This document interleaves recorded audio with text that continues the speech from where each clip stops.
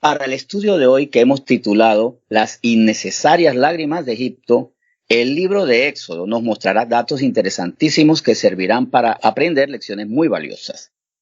Por tal razón es necesario que tengamos a mano, además del primer capítulo del libro de Éxodo, una libreta de apuntes o resaltadores para que anoten o destaquen todo lo que les resulte muy útil y atesoren todas las enseñanzas que el Señor nos quiere regalar hoy. Para empezar a adentrarnos en el punto central de esta lección, iniciemos con la lectura de los versículos 7 al 11 del libro de Éxodo en el capítulo 1. Ya estando en el libro de Éxodo capítulo 1, vamos a leer desde el versículo 7 hasta el 11 en primer término. Y dice así: Y los hijos de Israel fructificaron y se multiplicaron y fueron aumentados y fortalecidos en extremo, y se llenó de ellos la tierra. Entre tanto se levantó sobre Egipto un nuevo rey que no conocía a José y dijo a su pueblo: He aquí, el pueblo de los hijos de Israel es mayor y más fuerte que nosotros. Ahora pues seamos sabios para con él, para que no se multiplique y acontezca que viniendo guerra, él también se una a nuestros enemigos y pelee contra nosotros y se vaya de la tierra. Entonces pusieron sobre ellos comisarios de tributos que los molestasen con sus cargas, y edificaron para Faraón las ciudades de almacenaje Pitón y Rameses. ¿Por qué había que molestarlos? ¿Por qué había que tener medidas contra ellos? Vamos a ver antecedentes y si había fundamento en estas decisiones. Hasta aquí vemos que en el gobierno egipcio había una preocupación grande porque una comunidad de inmigrantes había prosperado de tal manera que, según ellos, podían ser una amenaza para la nación. Es posible que hayamos sufrido el temor que nos genera la presencia de personas que no pertenecen a nuestra nacionalidad, a la familia, o vienen de otra generación más joven o con otra cultura laboral o económica. Entonces tejemos alrededor de ellos una maraña de amenazas, muchas con fundamento, pero otras absurdas. También es posible que los cristianos, con nuestras costumbres diferentes, hayamos generado irritación o fastidio sin conocernos realmente. En fin, el nuevo rey de Egipto temía que los hijos de Israel se unieran a sus enemigos, pelearan contra ellos y se fueran de esa tierra, pero ¿había antecedentes de eso? Por lo que hemos leído hasta ahora, no. ¿Por qué? El nuevo rey de Egipto no hizo referencia a que los israelitas habían luchado antes contra Egipto, ni se habían unido a otros pueblos, ni habían intentado imponer una enclave o tierra aparte de Egipto. Eso está claro. Esas acusaciones nacían de una mente prejuiciada y sobre todo olvidadiza. No tomaba en cuenta por qué los israelitas eran parte de su nación y quién era el hombre detrás de esa migración. Como vemos en el versículo 8, el rey no conocía a José, pero no necesariamente porque no le habían dicho quién era. En su posición de estadista tenía la responsabilidad y oportunidad de conocer profundamente la historia de su nación y sobre todo los momentos críticos de su desarrollo. ¿Quién era José? José fue el héroe que salvó a Egipto de la ruina y la hambruna, y el establecimiento de su familia en la tierra de Gosén fue el premio que Faraón dio en gratitud a él. Y Faraón lo hizo con muy buen ánimo, ya que no solamente les dio esa tierra a los hermanos de José, sino la oportunidad de que entre ellos, entre los más competentes, se escogieran mayorales del ganado del susodicho Faraón. O sea que no solamente los recogió, sino que les dio a ellos autoridad, los vio como gente importante. Gente importante. Ahora, ¿cómo los ve el Faraón de Éxodo 1? Para esto vamos primero a buscar la frase clave de Éxodo 1:8. No conocía a José. El término conocer en su idioma original es yadá, que también significa comprender o reconocer.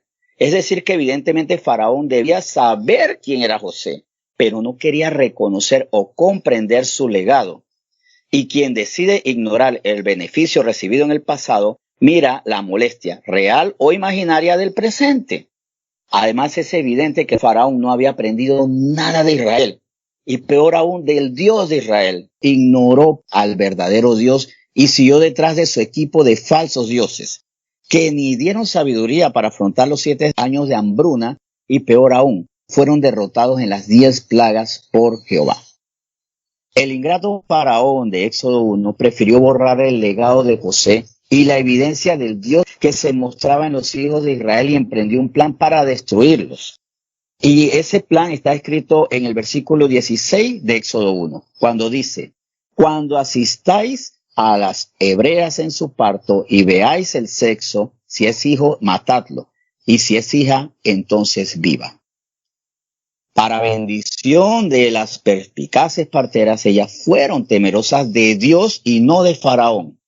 En el versículo 17 vemos que las parteras hicieron lo contrario a lo que decía Faraón. Dice así: pero las parteras temieron a Dios y no hicieron como les mandó el rey de Egipto, sino que preservaron la vida a los niños. Luego, en los versículos 20 y 21 vemos la recompensa de temer a Dios y no a los hombres. Leamos: y Dios hizo bien a las parteras y el pueblo se multiplicó y se fortaleció en gran manera.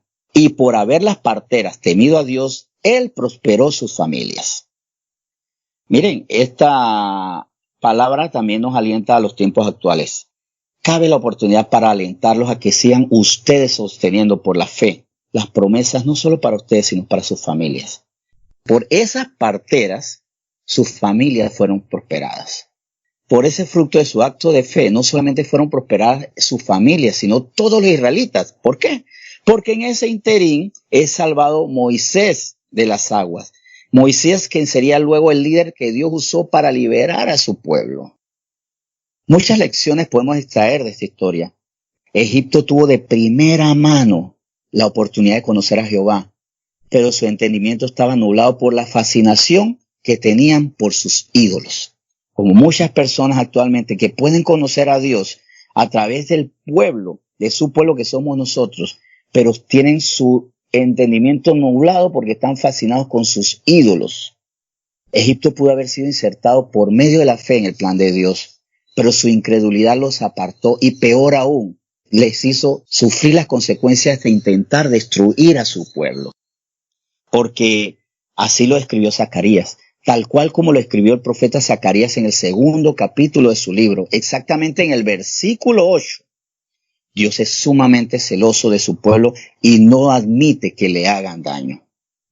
Para no agregar ni cambiar el sentido de Zacarías, capítulo 2, versículo 8, les leeré esas palabras del profeta. Dice así: porque así ha dicho Jehová de los ejércitos: tras la gloria me enviará él a las naciones que os despojaron, porque el que os toca, toca a la niña de su ojo. Así habla de su pueblo. Volviendo a los desatinos de Faraón, en una cadena de actos deliberados que incluyen falta de reconocimiento al legado de José y respeto a las decisiones de su antecesor, quien tuvo nobles razones para dar alta estima a los hijos de Israel, su poca sabiduría para reconocer al verdadero Dios y la infamia de acusarlos de futuros conspiradores, todo este cúmulo de errores dio como resultado lo que luego conocemos: un mar de lágrimas innecesarias para Egipto, ruina y muerte para todos ellos y una terrible mancha en el legado de Faraón. Haber pasado a la historia universal como el causante de una cadena de tragedias para su nación, coronada por la muerte de los primogénitos y de su ejército en el Mar Rojo. Porque las muertes podía haber cesado esa noche que el ángel de la muerte se llevó a los primogénitos. Pero no bastándole eso, agregó a los soldados que perecieron en el Mar Rojo, en un acto más de soberbia innecesaria.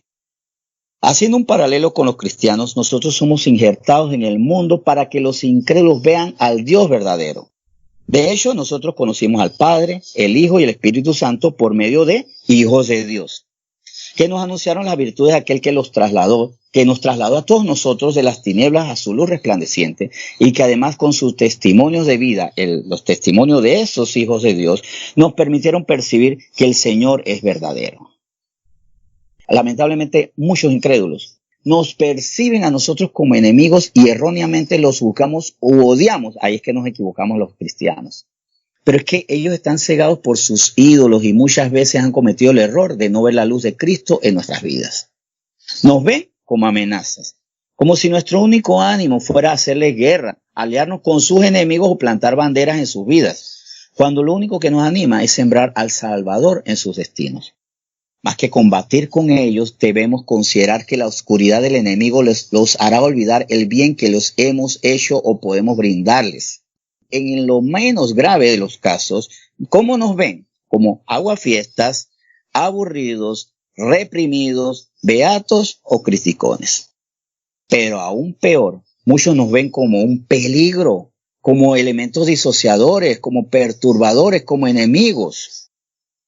¿Cuál es mi recomendación al respecto para todos ustedes creyentes? Oremos por ellos. Ellos necesitan ese clamor y perdonemos, siempre perdonemos. Miren, a mí me duele que los antiguos pobladores de Egipto, con sus ojos bañados en lágrimas innecesarias, vieron cómo partía aquel pueblo que pudo ser su esperanza de salvación.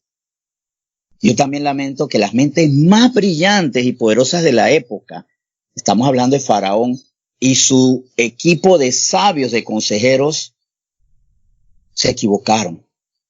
Todas esas mentes brillantes no enderezaron la visión del gobierno y del pueblo, y por eso los llevaron a la perdición. Esto me recordó esos momentos en que yo por lo menos quise guiar a muchos perdidos, pero sus padres, sus parejas, sus autoridades me lo impidieron. Hay un ejemplo muy doloroso del que fui testigo. Fue el caso de un amigo mío que pidió urgentemente palabra de Dios para ser librado de su pecado más temible. Pero la esposa, que era muy atea, se lo impidió y el hombre no pudo continuar con su tratamiento espiritual. ¿Y cuál era el pecado de ese hombre que su esposa desconocía? Precisamente engañarla con una multitud de mujeres. Al final, como ella le impidió seguir escuchando la palabra de Dios, el hombre volvió a sus viejas y continuas infidelidades. Volviendo a nuestra lección del libro de Éxodo, creo que como Faraón, la sangre de su gente estará en sus manos, también la sangre, el dolor, las lágrimas de quienes hoy no permiten a sus parejas, a sus hijos, a sus padres, a sus amigos, a sus subalternos, a sus jefes, escuchar la palabra de Dios, recaerá sobre ellos. Finalmente, entendiendo esto, también comprendo muchas cosas. Que ahora mismo nosotros somos los hijos de Israel, pues, o sea, ellos eran los hijos de Israel, nosotros somos los hijos del Dios verdadero. Para ellos hubo una época, no vamos a hacer el tema sobre el juicio de Israel, de que cómo fue que ellos negaron, sino que simplemente ellos cumplieron un papel, lo van a volver a cumplir, pero ahora nosotros en la era de la iglesia estamos cumpliendo ese papel, ese rol. Ahora somos un pueblo de Dios que habita en un Egipto doloroso. Y no podemos soltarnos de la fe.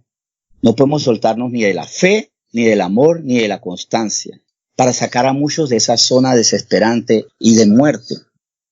Nosotros estamos aquí para que las personas no vean cómo el ángel de la muerte se lleva a los suyos, se los lleva a ellos, los despoja y sobre todo para que no caigan en el terrible error de hacerle daño a los hijos de Dios.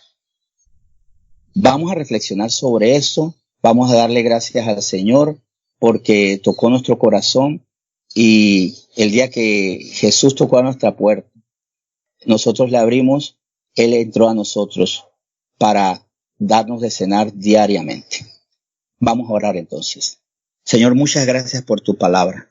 Gracias, Señor, porque tú nos sigues guardando, nos sigues dando identidad y yo sé que tú nos quieres llevar a tener la identidad de hijos de la luz, portadores de la esperanza, y que por eso también pagamos consecuencias, como esa Israel, que llegó ahí como bendición, porque Israel llegó fruto de la bendición que fue José. Pasó el tiempo y fue incomprendido.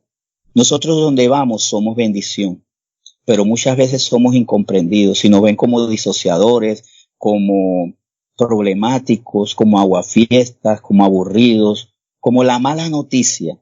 Y tal vez para muchas personas la mala noticia fue que alguien de la familia se hizo cristiano, o que alguien cristiano fue contratado en la empresa, o que un cristiano ahora está en el barrio, o que un cristiano ahora dejó lo que hacía antes y ese cristiano que es su amigo le quiere llevar a otros al arrepentimiento.